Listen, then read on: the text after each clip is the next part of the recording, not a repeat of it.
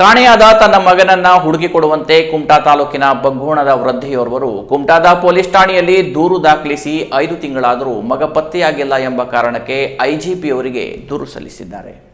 ಕುಮಟಾ ತಾಲೂಕಿನ ಬಗ್ಗೋಣದ ನಿವಾಸಿಯಾದ ಮಾದೇವಿ ನಾಗು ಮುಕ್ರಿ 70 ವರ್ಷ, ಅವರ ಮಗನಾದ ಈಶ್ವರ ನಾಗು ಮುಕ್ರಿ 55 ವರ್ಷ ಎಲ್ಲಿಯೋ ಹೋಗಿ ನಾಪತ್ತೆಯಾಗಿದ್ದು ಈ ತನಕ ಮನೆಗೆ ಮರಳಿಲ್ಲ. ತಾಯಿಯಾದ ಮಾದೇವಿಯವರು ಕುಮಟಾ ಪೊಲೀಸ್ ಠಾಣೆಗೆ ತೆರಳಿ ದೂರು ಸಲ್ಲಿಸಿದ್ದಾರೆ. ಕಾಣೆಯಾದ ಬಗ್ಗೆ ಪ್ರಕರಣ ದಾಖಲಿಸಿಕೊಂಡ ಪೊಲೀಸರು ಶೋಧ ಕಾರ್ಯ ನಡೆಸಿದ್ದಾರೆ. ಕಾಣೆಯಾದ ಈಶ್ವರ ಮೊಬೈಲ್ ಕೂಡ ಬಳಸದ ಕಾರಣ ಸಾಕಷ್ಟು ಶೋಧ ಕಾರ್ಯ ನಡೆಸಿದರೂ ಈತನ ಸುಳಿವು ಪೊಲೀಸರಿಗೆ ದೊರೆಯದಂತಾಗಿದೆ.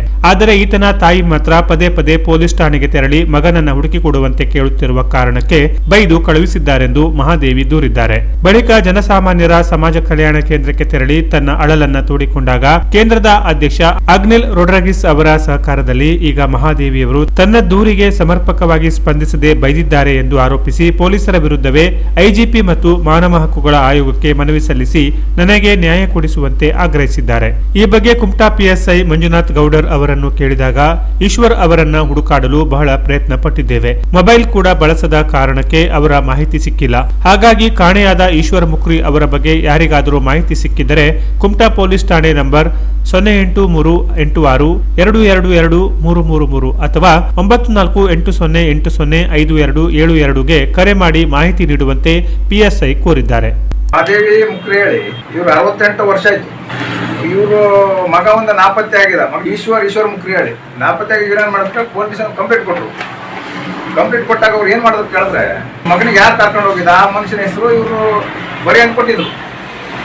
ಇವ್ರು ಹೇಳ್ತಿದ್ರೆ ಏನು ಕೇಳಿದ್ರೆ ತಮ್ಮ ಮಗನ ಹೆಸರೇ ಹಾಕ್ಲ FIR ಮೇಲೆ ಅಂತ ಹೇಳ್ತಿದಾರೆ. ಅಂದ್ರೆ ಕರ್ಕೊಂಡೋದ್ರ ಹೆಸರು ಬರ್ಬೇಕಲ್ಲ, ಪಾಪ ಇವ್ರ ಕಡೆಗೆ ಅವರೇ ಬರ್ಸ್ಕೊಂಡ್ರು ಪೊಲೀಸ್ ಸ್ಟೇಷನ್ ನಲ್ಲಿ. ಇವ್ರು ಹೆಸರು ಹಾಕ್ಲಿಲ್ಲ. ಅಂದ್ರೆ ಇದು ಏನಾಗಿದೆ ಕೇಳಿದ್ರೆ ಒಬ್ಬ ಅರ್ಜಿದಾರರು ಬಂದಾಗೆ ಅದು ಎನ್ಕ್ವೈರಿ ಮಾಡೋದು ಸ್ಟೇಷನ್ ಒಂದು ಜವಾಬ್ದಾರಿ ಅಧಿಕಾರಿ. ಇವರು ಹೆಸರು ಹಾಕ್ಲಿಲ್ಲ ಒಂದು. ಇದು ನಂತರ ಅವರು SP ಅವ್ರ ಹತ್ರ ಹೋಗ್ರಂತ. SP ಅವ್ರು ಫೋನ್ ಮಾಡಿರೋದು ಇಮಿಡಿಯೇಟ್ಲಿ ಮಾಡಿ ಹೇಳ್ತಾರೆ. ಇದು ಅವರು ಹೋದಾಗ ಅವ್ರ ಕಡೆಗೆ CP ಬೈದ್ರಂತ ಅವ್ರಿಗೆ.